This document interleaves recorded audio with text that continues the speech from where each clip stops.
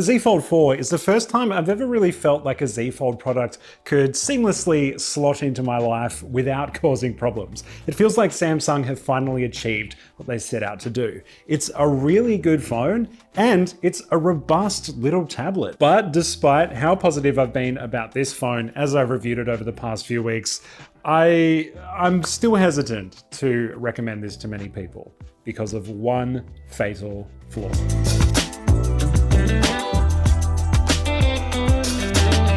First, let's talk about all the things I like, because there is a lot. The first thing that struck me about this when unboxing it is its size and weight. Yes, it's thick, but it's honestly not all that bulkier than most large phones. I actually really grew to love the extra thickness here and thinner screen. It's just really comfortable when doing basic tasks in folded mode. It matches most of the flagship phones for specs and performs as well as them too. This is a great gaming device, for example. This extends to the battery, which is 4,400 milliamp hours, which is pretty respectable in this price range. And I found it easily lasts a day of use, even if you're using the inner screen most of the time. I was also surprised to find it supports all the charging stuff, like wireless charging, 25 watt fast charging, and reverse charging.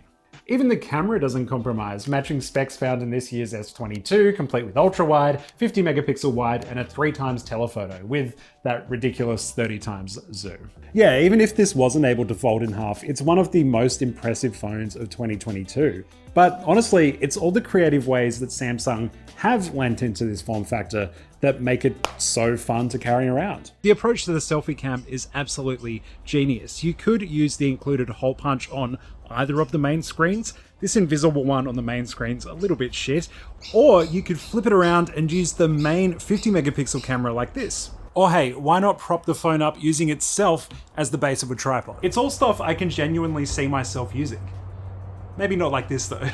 Some apps come with dedicated flex mode designs, which do different things if the device is folded a bit, but most apps will give you access to a touchpad and keyboard to simulate a full laptop. Using a laptop that's this tiny isn't really my idea of a good time, but kudos to Samsung for getting creative with the hinge design here.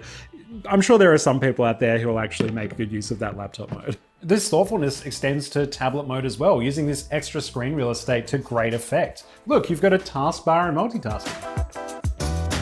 You can even use a stylus with this, if you somehow have money left over. It's sold separately, of course. Also, some apps just absolutely shine in tablet form. TikTok has a sidebar so you can now see someone's entire video while scrolling through comments. Lightroom puts all the sliders off to the side rather than having to pop up over the image. And stuff like Maps just feels better because you can see more. Who'd have thought? There are many more apps that don't make great use of this screen though. With those unoptimized programs, you end up with really wide-looking timelines or strangely stretched game worlds.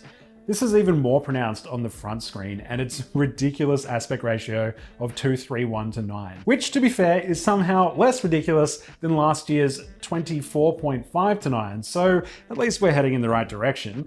Everything's just all so squished and it doesn't really feel like many apps are perfectly optimized to its stick-thin proportions. The fact that this has a fully functional flagship phone on the front though does continue to impress me, and I found that for more basic tasks like replying to texts or changing music or making phone calls, that stuff all works great on here and it's a really good use for that front screen. I found a lot of apps I would kind of work out which was best on which screen. There just happen to be some apps that don't look great on either. But yeah, besides that, I can't think of anything to complain about. I really enjoy using this phone, it's great.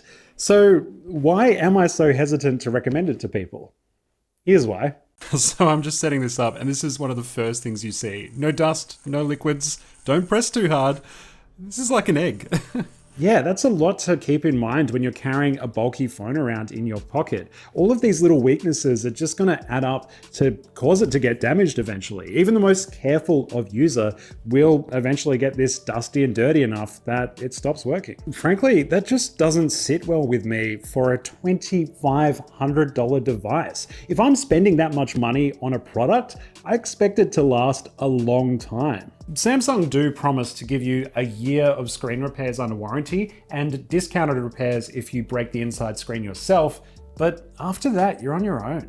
Look, I loved my time with the Z Fold 4, but I'm just not convinced you'll get much time with it if you purchase this. If you're active or drop your phone a lot like I tend to do, don't even look at this. You might break it. Like, just stay away. This is not the phone for you. But it is a genuinely good and usable phone. So if you are hungry for something different, bold, and let's face it, a bit dorky, you will enjoy owning this.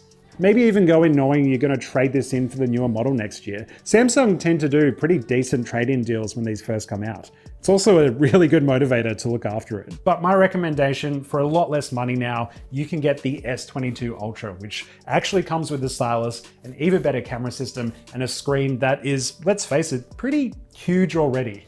Check out my review of that right here, or if you prefer your foldy phones on the petite side, I talk about they're magnetically stuck together. I talk about the Z Flip 4 and 3 in this video here. Go check it out.